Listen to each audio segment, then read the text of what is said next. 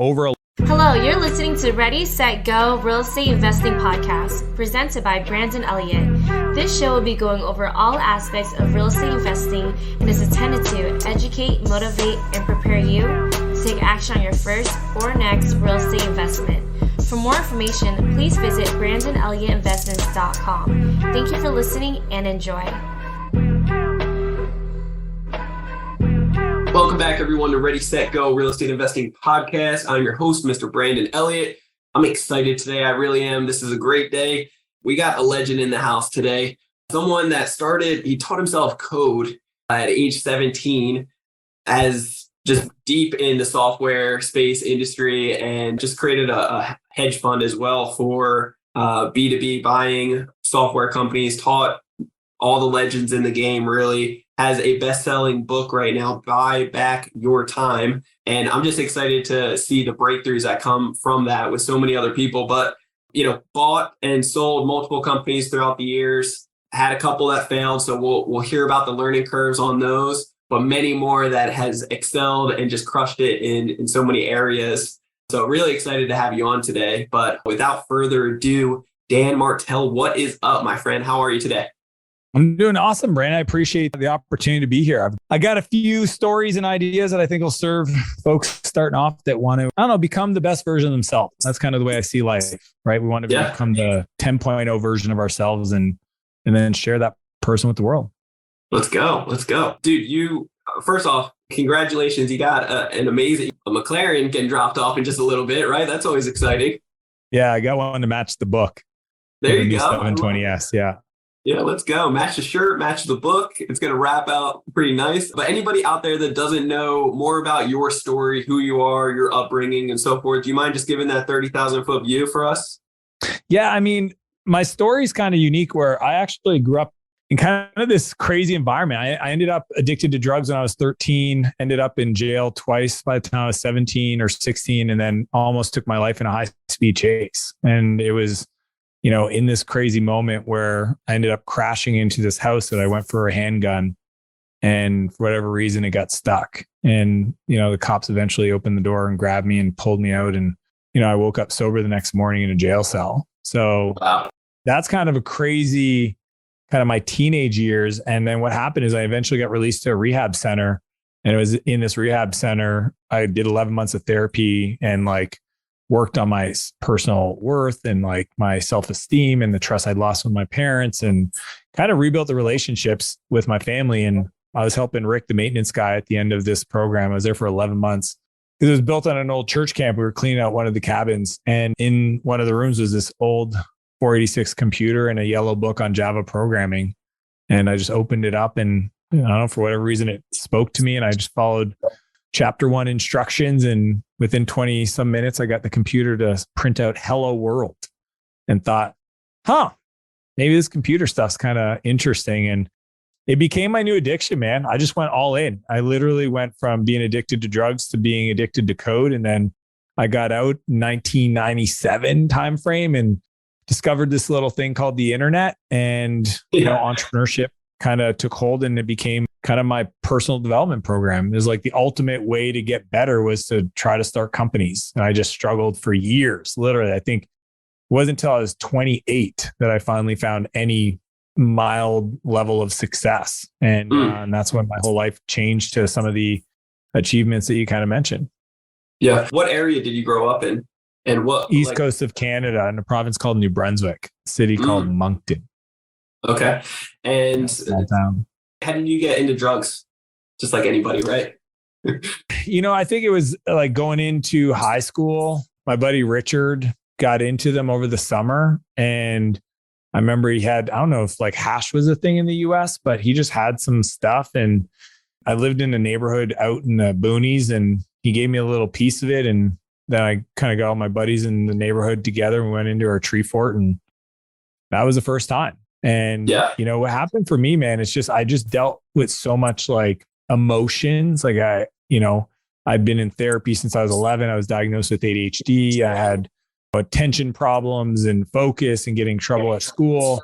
And there's just something that felt, it was like a way to essentially not feel, right? To numb my emotions. and it just got a hold of me, man. Addiction is a real thing. And I just, like everything I've done in my life since then, I just went all in and, ended up hanging out with guys that were twice my age, started selling drugs, started moving drugs. It was kind of like, as a young kid, my life kind of looked like Sons of Anarchy, kind of motorcycle gangs and being in the wrong place at the wrong time. Yeah. Yeah, I can definitely relate. I had an explosion in my apartment making hash oil. Well, then Yeah. So I was literally on fire. I burnt 40% of my body, was induced into a coma for a full week, had to go through 3 surgeries and learn how to walk again. So like that stuff was real as hell for me, and a big eye opener, because after having an explosion in your apartment in California, you make the news, but you also make the headlines for the cops. And so getting on house arrest and that whole thing was a hell of an experience, but exactly what I personally needed, like with my personality type, to be able to get on the right track. Right. So I'm sure with your personality type too, was there, that experience with having the gun jam and such a crazy kind of chase and everything, like that's what you needed most likely to be able to stop what was going on and put you on the right path. And thank God. Like that was, and I know you're a person of faith, just like myself. And I don't think I really had faith back then. It was kind of like, got in trouble. It's kind of that Jelly Roll song. What's he called? It's like, I turn to God only when I need a favor or something like that. Like that was my spiritual kind of maturity back then. But what happened was actually, while I was in prison, I got in a fight and got thrown in the hole for 3 days. And on the 3rd day, I had a guard named Brian kind of take me out, and was super disappointed about the fact I got in a fight, because I was trying to do good and get out of there, right? Get out for early, whatever. And he walked me into the guard unit and sat me down and, just kind of started speaking to me in a way that I'd never heard any adult share with me. And it was his belief in who I was as a young man and my potential, and how disappointed he was that I got in that fight, and that he honestly didn't believe that I belonged there. And that was the moment where internally everything shifted, kind of the identity, right? Like where I was like, well, Brian thinks this, maybe there's more there. And that was the beginning. That's good, man. I love that. So talk to me. You found coding out of all things. Why coding, first off? And how did it kind of transform into the companies and businesses that really took off for you over time? Because I know it didn't happen all at once, but over time. There was just something about writing software that kind of created this like repeatability, this consistency that just felt almost therapeutic. Because like in the software world, you write the code, and as long as you don't touch the computer and it's got power, it will do the same thing forever. Right. Yeah. And I think because I grew up in so much chaos, that just the calmness of, I don't know, I just became like, I would get into flow state and just write code for 3, 4, 5 hours. I would stay up till 2, 3 in the morning. My dad literally would watch me sit at my desk, and his agreement with me was, if I finished a book, that there was an unlimited budget to go buy another computer book. So we'd go to the bookstore and go to the computer section, and I'd buy books on database design and website stuff, HTML. And it was pretty magical having his support and just some kind of passion. And then obviously the internet, but it was, I didn't know what it was. It just, writing code just became my, in today's world, I feel like they call them high value skill. Like it was just my thing. Right. And then I was always entrepreneurial. I was just doing stuff that was illegal. So my dad would beg me if I could just find something that was illegal. He'd think I'd do something with my life. And turns out he wasn't too far off. That's good. I like it. So what was that first break for you? Like, what was that first job experience or business that you really started running with that actually took off for you? Well, so it was crazy. So I started at 17. The first company I started was called NB Host. It was, it was Maritime Vacation was the first one, which was a vacation rental site, which, Airbnb, VRBO. But this is like back in 98. Yeah. And I built it because my dad had a cottage and he had friends and they were like, hey, we need this web page. And I was like, well, let me build an application that lets you upload your own photos and create your own listings. And that was, I lied to him and said it would cost me like $600 to build for him, but I just needed that money to pay for the server. So I had like a place to play, right? Sure. But I didn't know anything about business, man. I didn't know. I just was, I think we made like $28,000 total in the whole history of that company. I literally created direct mail spam to bed and breakfast owners that were looking to have a website. And I just like direct mail, and I didn't, nothing fancy, like literally just, mail merge on my computer and, stamp and fill out a form. But then I did NB Host, which is a hosting company, because, a lot of people that build websites eventually go, well, I should host these websites and then they'll pay me $50 a month, right? It's a lot better than doing project work. So that was a good start, but we ended up growing way too big, too fast. I was the technical guy. So I spent most of my time in a server room freezing my butt off, right? Because this is back, it's so funny. Back in my day, we literally had to buy hardware, install software to run your website. Not like today where you just have like cloud services like Amazon. But it wasn't until I was 24 that I started a company called Spheric that I finally understood the business side. And the reason why is I'd read The E-Myth. It was one of the first business books I ever read by Michael Gerber. Yep. And I decided and I didn't even read it, I listened to it while I was driving for 8 hours. I decided I'm going to hire a business coach. Okay. Now, didn't have the money, didn't even have a business. And I hired this guy named Bob. Right? Okay, so you did know where to find somebody. Yeah, well, I reached out to E-Myth and they sent me to one of their people. Cool. Yeah, and Bob paid him $1,500 a month US. Okay, I'm Canadian, real money. I'm 20. I was 23, almost 24. Yeah. Didn't even have the business. And I'll tell you, man, Bob showed me how it's done. See, I was smart enough to do the work, but I didn't understand how to build the business. Yeah. So Bob was the business guy, but he didn't understand the technical stuff. So literally I just listened and executed. I have a very small knowing doing gap. If you tell me, hey, Dan, you should do this. And I'm like, oh, that feels good. I just do it. I don't act to fear or judgment or whatever. I'm just like, I don't give a shit. It's probably because of the crap I went through as a kid. I feel like I'm living on borrowed time. So people are like, well, how do you take so much risk? You're such a risk. I'm like, no, this is not risky. Like, do you want me to tell you what I used to do? That was risky. That almost got me shot in the face. This is just normal. This is business stuff. But so Bob showed me how to build it, and the company went from 0 to $1 million in the first year. And then we just kept growing and growing and growing. And I became a millionaire at 27. And I'm talking cash in my bank account. Like my accountant called me once. He's like, hey, you want to hear something cool? I was like, what? You got $1 million in cash in your bank account, like yours. And I was like, that good? I literally didn't know if that was good.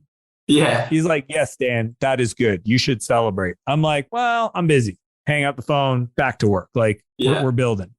And a year after that, I ended up selling the company to a US firm, made me a multimillionaire, retired for a little bit. I lasted about 8 months. And then I decided to roll the dice a little bit and see if any of my crazy ideas, would hold water and, kind of the land of technology of Silicon Valley. And I ended up moving to San Francisco and in the heart of it. And that's where I built 2 more companies, Flowtown and Clarity.fm. Both were venture backed, raised millions of dollars, exited those. And it's kind of nuts because I think I was like 34. I was 34 because it was exactly 10 years. In a 10-year period, people don't understand how close they are to winning. Brandon, people are literally, it's like the bamboo tree. It's like the seed takes 5 years to like germinate and kind of grow. But once it cracks the earth, it'll grow like 50 feet in 6 months. I literally went from like 7 years of like 17 of trying. Like my dad was like, you should just get a job. I'm like, no, gotta build. Stop. Yeah. And at 24, started my first company. And by the time I was 34, I had built, scaled, exited 3 software companies. And I just tell that to people because I think humans are really good at linear growth, but they're not good at exponential. And there's no way, if you just wake up every day to try to be better, that you can't create this compound growth effect. You just got to not reset all the time. A lot of people get wins and then they reset. They have a great year and then they give it all back the next year. They make a lot of money, they lose money. Yeah, it's just like your accountant, for example, though. The average person would say, like, hey, you just made $1 million. Like, let's celebrate. And it's like, no, bro. I'm like, I'm in the hustle right now. I'm not stopping at this. It wasn't, the goal wasn't to get to $1 million and be done, you know? And No, that time my goal was 50 million. Like I literally set a goal, 5 years, 50 million, team size, global. I was very clear. Like I read Good to Great, shortly after the E-Myth. And again, I'm just the kind of guy that like, I'm what's called in the internet space. There's a bunch of different type of archetypes of customers. Sure. There's the dreamer, and then there's the they got to be convinced. I'm a frustrated builder. If I want to do something, you just got to tell me what I need to do, and I just go do it. So I read the Good to Great, and he talks about having a vision for the company and being very specific, right down to like number of employees and location. Sure. So I had this pitch deck, this PowerPoint that I created that was like 10 slides, and I would show it to my team every month. I'd show it to every new hire. I'd show it to my partners, show it to my customers. It's like, this is what we're building. We're here on the timeline. And if you come in and work with us and help us, like I just was very clear about what I was building and always have been, right? Because I think that it's such a powerful thing to be able to point to the future and, call your shot. And know like, hey, that's far out there, but that's okay. We're just going to wake up every day and try to get 1% better. Yeah. And over time, you just create this momentum. It's a powerful force in the universe. Yeah. Hell yeah. I love that. So over the years, you built a couple companies, you've exited for great numbers at the end of the day, multi-millions, and you've had a couple that have failed along the way as well, right? So I feel like we learn a lot off of the things that didn't go well, just as much as off of the things that did go well. Anything that you could share with us as far as the companies that didn't make it and some of the reasons possibly why? Yeah, I mean, the first one, I'll be honest with you, Maritime Vacation, is because I thought too small. Yeah. I started this company. The domain was maritimevacation.ca. So right off the bat, I was pigeonholing myself into Canada. My vision was it'd be nice to have 30 listings. That would be magical. 30 listings would pay my hosting fees and a little extra to live. And, some guy in Toronto in Ontario had a bigger vision, and it was called atthecottage.com. And I got some early traction, but I also didn't have a bigger vision. So I didn't invest much in it. And all of a sudden the guy from atthecottage.com came in and offered a better product at a better price. And all my customers left. Right.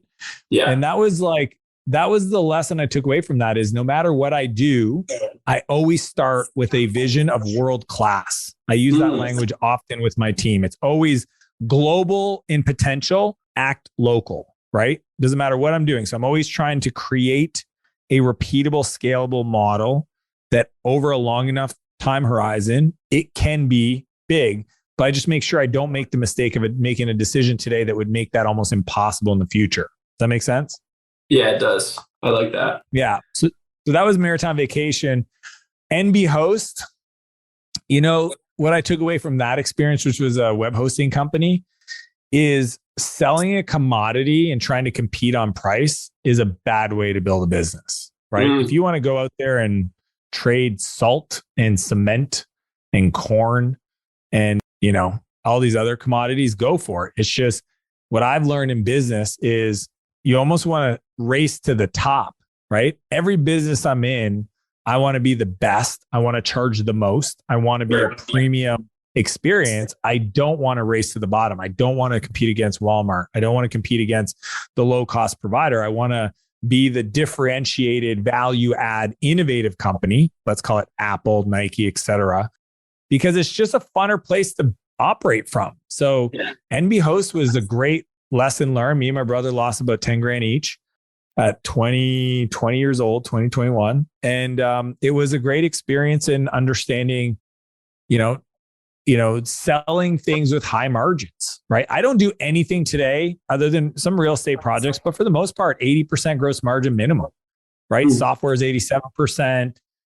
My coaching's in that same ballpark, 85%. So to me, it's like, deciding to be the best in your thing and charge a premium is way funner. So you might start simple. A lot of people starting lawn mowing companies or glass cleaning or whatever, but the vision should always be to be the premium provider in your space, not the lowest cost one, which I think a lot of people make the mistake when they start because it's how they compete. They're like, why should I use you? We're the cheapest. Well, yeah, you don't want to be the cheapest. You want to charge the most and then use that resource to create the best experience and the best outcome and find the customers that care about those things. Yeah, I think overall, like having the experience and that world-class type of like one of a kind is how you really stand out, right? And you get the word of mouth spreading as well. But when everybody goes cheap, thinking, it's really a limited belief, I feel like, thinking that everybody's going to come to you. But when you have that cheap product, you're also getting a cheaper type of mindset and more problems, right? The investor that gives me, 200, 300,000 versus the guy that gives me 20,000, it's a big difference. The 300,000 investor never reaches out and, a year later is okay with whatever comes back versus the 20,000 is going to keep on asking, right? So it's really understanding that different type of tier. I wanted to ask you about the software companies. You're buying multiple, you have 60 plus at this point, but you have a hedge fund at this point that you are raising capital and you're buying multiple businesses left and right. You have a SaaS academy as well. You've trained up some of the best in the industry. Wanted to hear more about like, what does that vision look like? And how did that kind of, come to fruition today?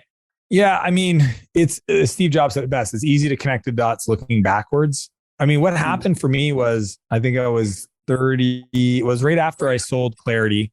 So it had been, it was about 8 years ago. And I was in San Diego, kind of, again, semi-retired with the family who just started having kids. And my buddy Travis says, you should consider, teaching everything and putting it on YouTube. Like, I like listen, he listens to me. He's like, I love your ideas on this. It'd be great if you could like just share it, just record yourself. And inside of me, it kind of was like, kind of made me nervous. Like I was like, oh, I don't want to be that guy. I don't want to be a YouTuber. And one of the things I've learned a long time ago is that when I am scared, I should listen to myself, like listen to my gut. So in that comment, he made me second guess, like, maybe that's an area I got to go develop. Like, why am I so nervous about this? Why am I so anti this? Like, there's maybe my next level of learning how to communicate better, tell stories, teach people, build massive teams is going to be on the back end of this concept of sharing everything on YouTube. And I made a commitment and I said to myself, I will post a video every week for the next decade. And true to my word, I haven't missed a week in 8 years. Every Monday, I post a video. I think we're going to crack 100,000 subscribers this week. So it took a while. I'm not doing Mr. Beast videos. These are, very tactical software, retention, product development, like very nerdy stuff, but it's one of the largest YouTube channels for software as a service or B2B SaaS. And that seeded the idea of coaching, right? And teaching other people. So SaaS Academy started about 5 years ago and become one of the largest coaching companies in the world on the back end of the YouTube channel. And then about a year ago, I started thinking, okay, well, I'm already doing angel investments. So, I've got like 60 different investments in software companies, $4 billion companies like Intercom and Hootsuite and Udemy and many others. But I thought, well, I'm helping these clients, scale and exit. So we've had 38 exits in the last year, but like, why don't I buy them? Right. So I reached out to it's funny. One of my coaching clients, Kevin, he was working on another fund that I was an investor in, an LP, and he decided he wanted to start something new and different. And I asked him if he wanted to be business partners. And essentially we raised 70 million in capital. I put in the balance with Kevin, and now we buy. So we're more private equity than hedge fund. So we buy and hold software companies, and so pretty much my day is spent teaching everything I know. That's one of my core philosophies, right? Becoming, the best version of me and then sharing that person with the world. And then looking at deals and talking to really smart entrepreneurs and helping them kind of fix and correct their software companies so they can grow faster and, create incredible wealth for their family so they can do cool stuff. And that's been my journey. Yeah. In some of the academy, some of the people that you've helped out, do you mind listing off some of the people and like what that has done? Yeah. I mean, in my clients that have been in my program, and these are people that are kind of public on my website, Russell from ClickFunnels. So I work with Todd, and, rest in peace, Dave passed away, but I worked with their team. I worked with Alex at Hyros, and they just exited for 110 million. Ryan Levesque, who's got his product Bucket. I've got, Garrett J. White and his whole Warrior app stuff. Who else? Ryan Dice had a software company from Digital Marketer, is an incredible entrepreneur. And honestly, many others. Anybody that's kind of like in the online space that has a software product, either I've coached them or they've come into my community and taught. Like we just had Sean from Go High Level, who a lot of people know recently, come into my high-end private mastermind. And yeah, I just literally, because we have 1,000 clients, like the truth is I just don't know anymore. I run the company and I have, an executive team and a senior leadership team. And then we have, I think 14 coaches or something. So it's a pretty big organization. So sometimes I work with people I'm not even sure I'm working with until they tell me. I love it. So what is the goal? Like, what are you guys doing with buying some of these software companies? You're buying them straight up and then looking to either rebrand them or grow them? There's 100 reasons people sell a company, right? Sure. So we try to buy a decent company with good fundamentals, right? We have like 13 different data points we look at. And then depending on the situation, we might bring in a CEO to operate it. But usually we want to essentially increase their recurring revenue and fix the retention problems right out of the gate, typically, what we call revenue retention. So we're always trying to increase net revenue retention as fast as possible. And then just set up the infrastructure in the team so that it continues to scale. I mean, the beauty of software, and I think why the valuations are so attractive, is because if you build the company right, it becomes an annuity. Over years, this thing continues to grow and continues to compound and is incredibly profitable. So we'll probably buy, 15 to 20 companies over the next 3 to 5 years. And that portfolio of companies, we can either keep it or bring it public, but it's, left to be seen what we do with it. But the vision is to essentially build, a multi-billion-dollar revenue base of software companies over the next, 5 to 10 years.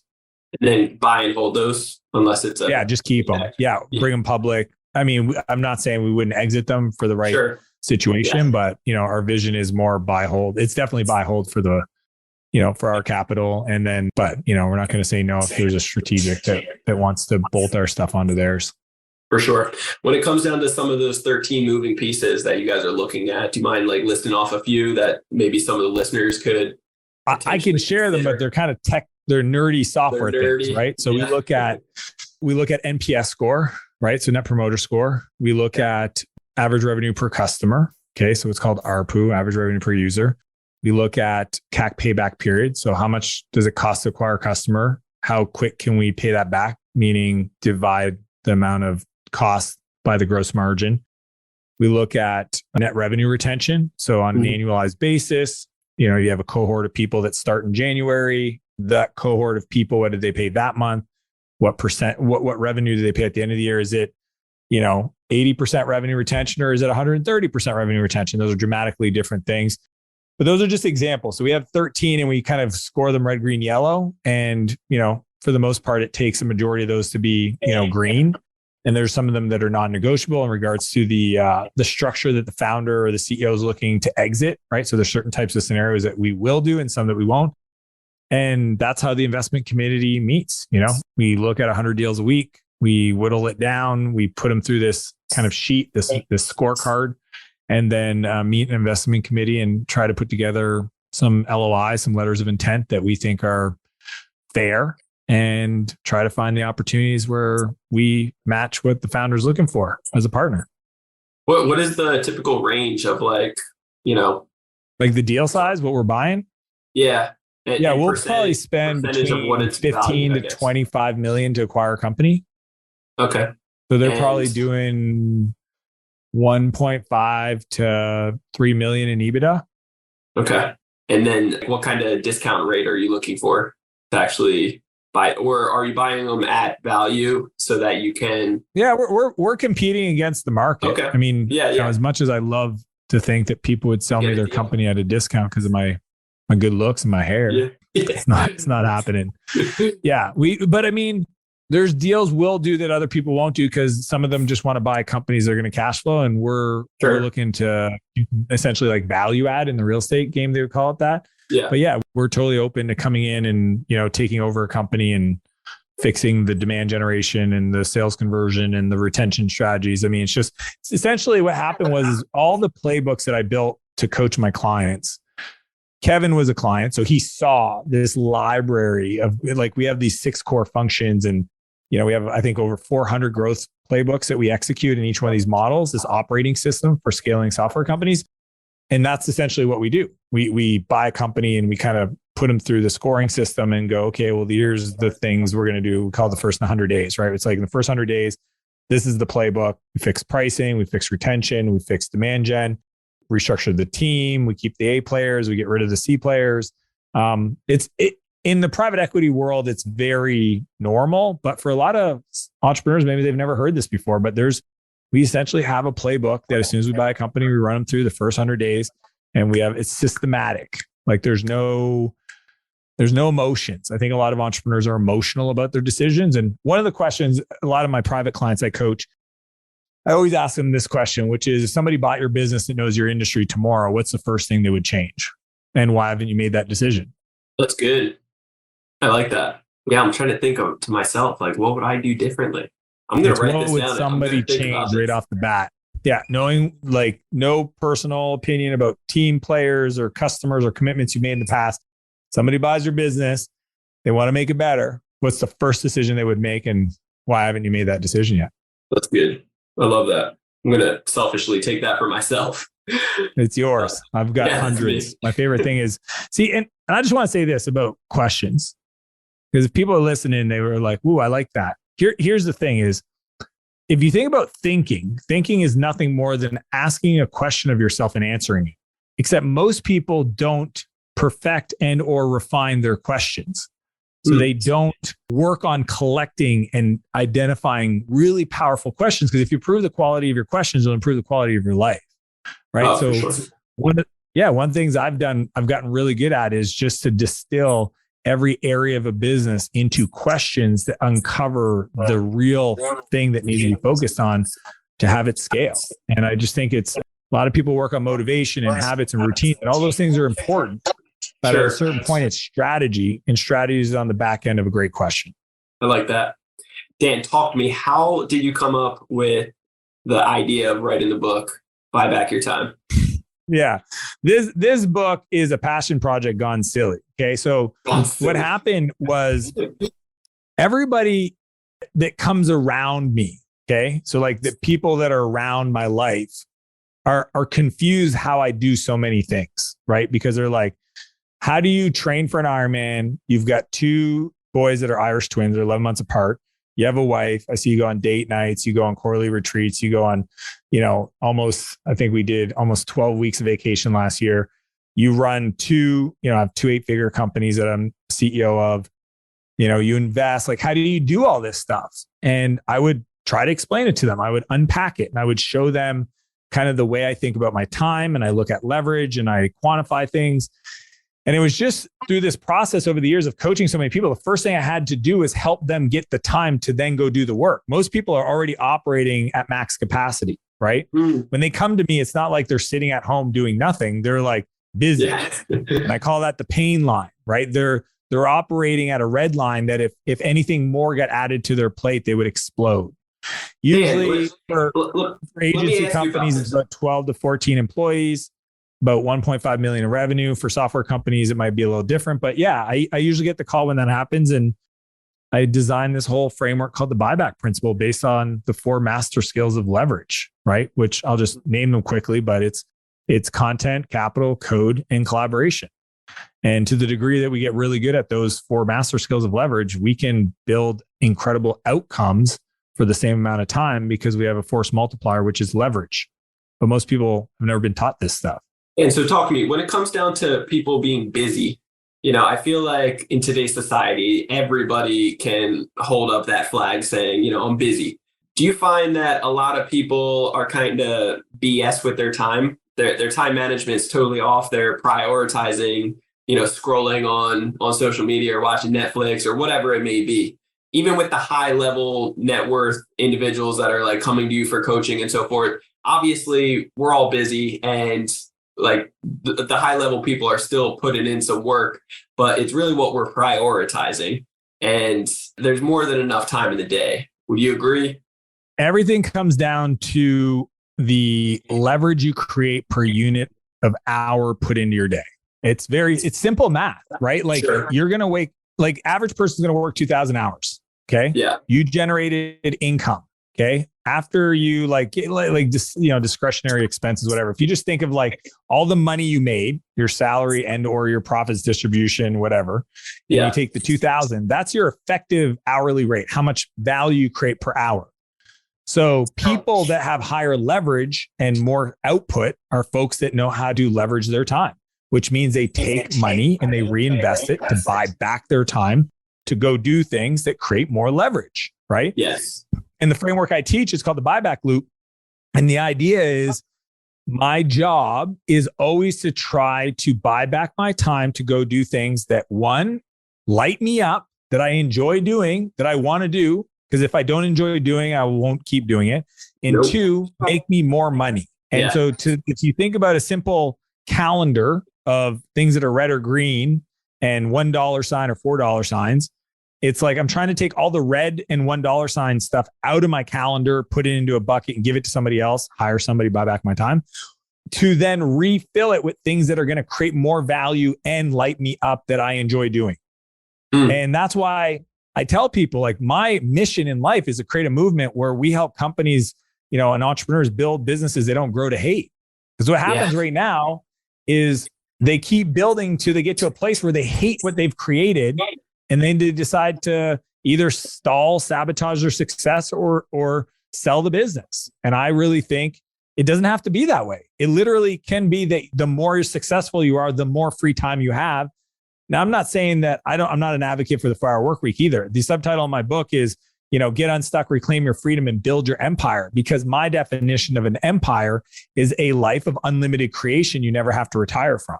Mm-hmm. And that's why I wrote the book, is because I was trying to buy back my own time from having to teach my clients and teach my friends this process.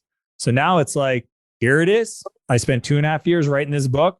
I've researched it. I had incredible case studies and frameworks, and it is one of the most powerful books on time management ever written, because I had to do it for myself. You can't build venture-backed companies and have balance. And, unfortunately, I was in a relationship, and my fiance at the time left me, and that, was my wake-up call to get better at this. And luckily I met some incredible mentors, in Silicon Valley, and I understood how do these 20-some-year-olds scale companies to 100 million in revenue in 4 or 5 years. How do they do that? Well, I wrote about it in the book. So talk to us, share some bits and pieces in the book. How does somebody actually start buying back their time? Yeah, I mean, the core framework is the buyback principle, which states we don't hire people to grow our business. We hire people to buy back our time. Because if we do the second, we get the first. But if we do the first, we definitely don't get the second. Does that make sense? It's a capacity versus calendar thing for most people. I want to make it about your calendar, right? So when you feel overwhelmed, and here's why. If you know selling another thing to somebody is going to create more chaos in your business, you just won't sell. When people are like, I'm having a hard time with marketing and sales.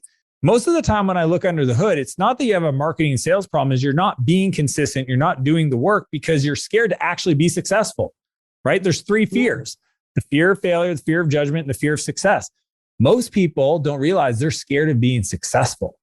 And because of that, they sabotage their potential for growth. So if you follow the buyback loop, which is audit, transfer, fill, first thing we do is a time and energy audit. We look at your calendar and say, what are the things that take your energy that are low value, that are, like you said, just doing stuff they shouldn't be doing. Yeah. And then once we do that audit over a 2-week period, we just grab all that stuff, put it somewhere else. Either the 4 Ds, right? We give it to somebody else, we delete it, we defer it, we delegate it. And then that frees up our time to then be smart about, so we transfer it. So it's audit our time for time and energy, transfer, give it to somebody else. And I teach how to do that in a way that doesn't end up coming back on you or falling short and creating a bunch of chaos. Yeah. And then Phil is focusing on what do you do with that free time now that you found it? See, most people, they hire somebody and they got this free time and they do what you said. They go on their couch and they watch Netflix, or they sit there on their phone in between meetings and they scroll TikTok, or their friend calls them up to go do lunch, and then that's the rest of their day. They're gone, right? My whole thing is you want to fill it with things that develop one of three areas. Your skills, right? What's the next level? What's the skill that's missing that's stopping you from getting to the next level of growth? You should have a learning and development plan design. And anytime you learn a new skill, you go to the next skill. Yeah. The other area is your beliefs, right? Most people don't realize that nobody will create more in their life than they feel they deserve. Like, unless you feel like you earned it and you deserve it and you have self-worth, you will self-sabotage. There's this thermostat in your body that will cool yourself down, right? Yeah. So what are the worldviews? What are the beliefs, right? What are the mindset monsters that you are holding on to that if you believe it's impossible for you to grow, right? If you think having a team means more pain, guess what? You'll never hire people, which means you'll never have more capacity, which means you'll never be able to sell more than what you got right now. Even if you raise your prices, which means you'll always be stuck in the business. So we got to work through the mindset beliefs. And then the third part is character traits, right? What are the character traits of somebody that is operating at a higher level? If you're at 100 grand a year and you want to get to 1 million, you got to ask yourself, what is a 1 million person year creation type person? What are their character traits? Think about what they're not. Some people have a hard time. What should I work on? Well, think about what they're not. They're not somebody that says they're going to do something and doesn't do it. They're not somebody that is inconsistent. They're not somebody that an alcoholic, or substance abuser, has a ton of vices. They're not somebody that is emotionally unhinged. There's all these things they're not. So if you have any of those, what I call the 5 time assassins, then you got to work on those character traits. You got to overcome them. And that's the buyback loop. Anytime you hit the pain line, you go back to the process. Audit your time for energy and costs. Transfer it off to somebody else, reinvest in skills, beliefs, and character traits, and keep building. Yeah, I feel like the beliefs part, that's deep. That stops everybody. That's why most of the book is attacking. Literally, I wrote down 25 names of people that I know really well, entrepreneurs that struggle with their time. And then I wrote about them indirectly through the book to address the beliefs and the words they use and the scenarios that they were experiencing to show people how to rethink those scenarios. Yeah, I just feel like it's something I've come, across other people that have really struggled with that. I feel like a lot of entrepreneurs to a certain degree potentially have gone through that. And I don't know what that would be from. I personally haven't felt certain things of that nature, but I've met several people in other mastermind groups that they don't feel like the worthiness or they are self-sabotaging one way or the other and are trying to not doing the things that they know should work or trying those things for some reason. Like they get their mentors to tell them, hey, do this. And for some reason, they're neglecting to do that from something deep within, themselves of growing up or something. I don't know what it really, stems from.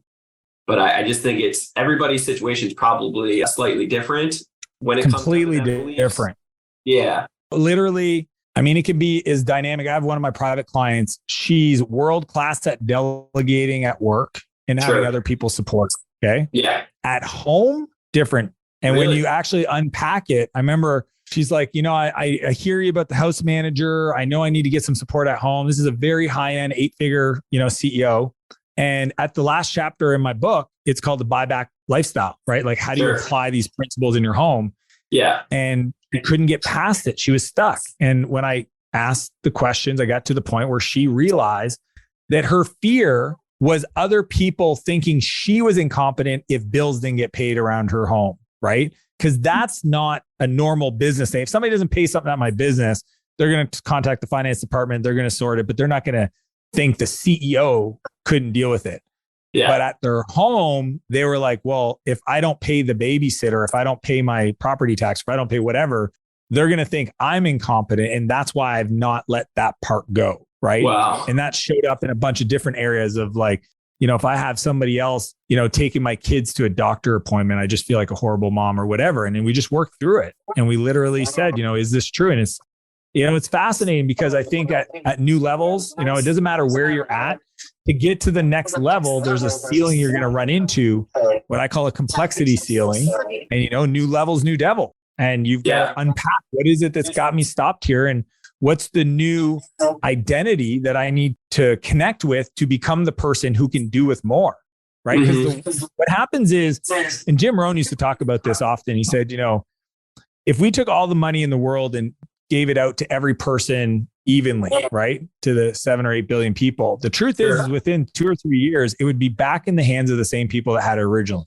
The reason why is just because you have money doesn't mean you have become the person who knows how to retain, manage, and create that kind of money. So because you don't know that and you aren't that person, you will make decisions that will cause you to depart that resource. And the people that know how to acquire that resource will acquire it back. Does that make sense? Yes, it does. So it's fascinating for me to think. It's like people don't realize is you need to become the person who can deal with higher level problems, or what I call factors of 10 problems, right? $10 problems, $100 problems, $1,000 problems, $10,000 problems. Like, you should invite those problems so that you now have a worthy opponent to learn from, to get to the next level by learning how to make this just the norm. Yeah, that's good. I remember a couple of years ago when we were starting to grow our business more, Jen and I, we started delegating a lot of things like, cleaning our house, washing the dishes, walking our dogs, getting the dogs bathed or vet visits, washing the car, stuff like that. And I remember even getting our laundry done and so forth, and having my assistant do it. And I remember my mom finding that out, and she was so disappointed. She was so mad at me for a while. And I just remember thinking she was like, how dare you make your assistant, do that. So it was pretty mind blowing, just the mindset shifts, but knowing where we had to go to be able to grow this, it was very important. Well, I think this is crazy. I'm very thankful for your time today. I know you got to go in just a moment. Do you mind sharing how people can get a hold of you, how to get the book? And the best place is Instagram. So Instagram, 2 L's of Martell, Dan Martell. I'm Dan Martell on all social platforms. Instagram's the best. I put out, I think, 2 or 3 reels every day on buyback principle ideas. You can go to Amazon to get the book, go to your local retailer. It's in all physical bookstores as well. But Instagram is the best. And if you're listening to this and you go check it out, just let me know you heard me through Brandon in the podcast. I would love to connect with you and just be helpful. I've got templates for executive assistants and house managers and all that fun stuff. And again, I'm just here to create a movement and make the buyback principle just default language for all entrepreneurs to get their time back so they can go create more. I want them to unlock their ability to do, right? Yeah, get that time freedom. I love it. Well, I appreciate you greatly, guys. Make sure you reach out to Dan and buy that book. It's going to be changing your life in so many different ways. If you guys want to get a hold of me, you can always do so on Instagram. It's Brandon Elliott Investments, Facebook.com/Brandon Elliott Investor. Otherwise, if you're looking to learn more about credit, check out creditcounselelite.com. We'll show you how to be able to get up to $500K every 6 months at 0% interest. Till next time, guys, God bless. Dan, appreciate you, brother. Thank you. Thanks, Brandon. Have a great one. Cheers. See you guys. This has been another episode of Ready, Set, Go Real Estate Investing Podcast, brought to you by Brandon Elliott. For more information, please visit BrandonElliottInvestments.com. Also, please don't forget to like, share, and leave a comment below. Thanks again for joining. Until next time, God bless.